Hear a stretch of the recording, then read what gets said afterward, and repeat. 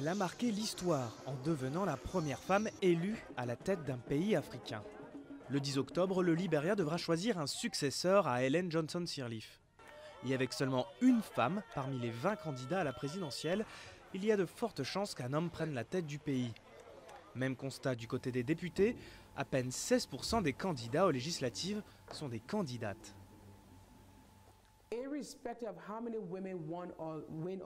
Quel que soit le résultat, les femmes doivent rester dans la course et donc dans le paysage politique du pays. J'encourage le plus possible les femmes à poursuivre leurs efforts et ne pas se détourner de cette élection. Nous ne pouvons prédire qui va gagner.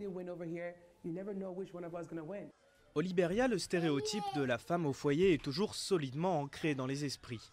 Un sérieux frein à l'engagement des femmes dans la vie publique. L'une des idées reçues qui circulent est de dire « mais qu'est-ce que les femmes veulent de plus ?» Comme si tout était réglé aujourd'hui parce que nous avons une femme présidente.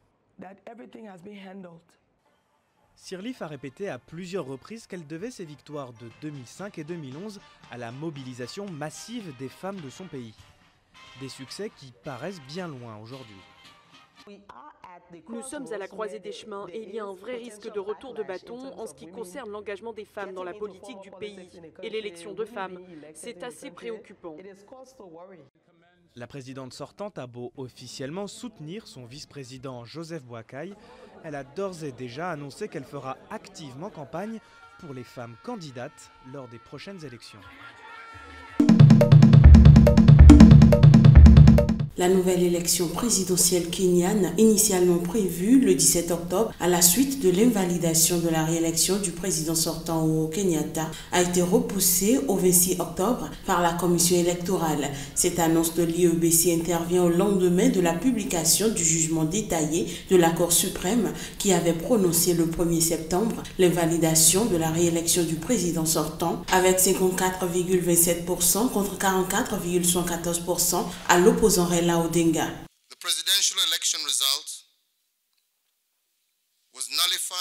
Le résultat de l'élection présidentielle a été annulé sur la supposition qu'il y a eu des irrégularités dans les procès-verbaux des résultats électoraux. Il est maintenant clair que malgré le fait que les procès-verbaux aient été déposés à la Cour par la commission électorale, aucune vérification n'a eu lieu.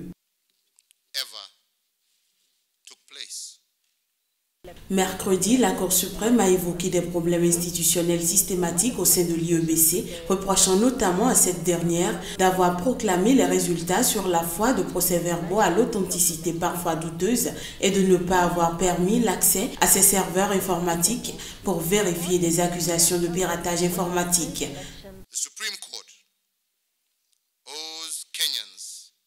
La Cour suprême doit aux Kenyans une explication sur comment une injustice aussi monstrueuse a pu avoir lieu. Non seulement ce jugement a volé le droit démocratique du peuple kényan, mais il risque aussi de plonger le pays dans un chaos judiciaire.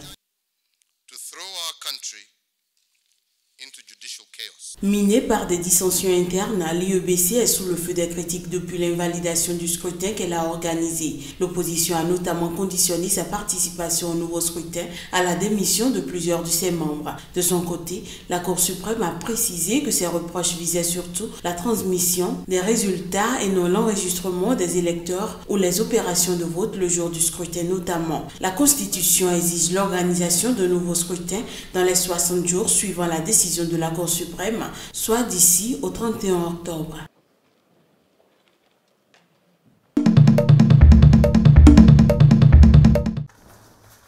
La mode comme passion et comme arme contre les clichés, Mandisa Swané s'active dans son atelier au cœur de Soweto. À la tête d'une PME, elle habille le monde de Soweto à Londres en passant par Atlanta. Une preuve de plus pour cette styliste de 42 ans que l'on peut réussir quand on vient d'un township. Beaucoup de gens croient que pour réussir dans tout ce que tu entreprends, tu dois sortir du township. Et j'ai prouvé que ce n'était pas vrai. Parce que c'est ici que je travaille, c'est ici que j'ai embauché des gens et ça marche. Derrière ce succès se cache Soweto's Box Shop, une ONG locale qui vient en aide aux artisans du township en exportant leurs produits. Une boutique, des bureaux ou encore une vente en ligne font partie des services offerts par cette ONG basée à Vilakazi. Les entrepreneurs présentent un business plan et bénéficient de cours de management. une initiative inédite en Afrique du Sud. Nous avons essentiellement appuyé des entrepreneurs locaux en veillant à ce que tous les fournisseurs soutiennent ces petites entreprises dans la communauté.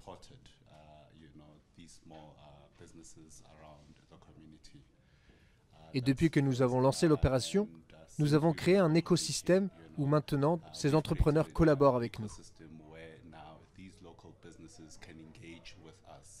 Parmi les bénéficiaires, Velapim Polweni. Sa préoccupation majeure, offrir de l'emploi aux jeunes du ghetto au chômage. Une démarche qui pour lui va bien au-delà de la simple embauche. Je suis sûr que ce n'est pas seulement 8 personnes que j'ai recrutées. Derrière chacune se trouve une famille de 8 personnes environ.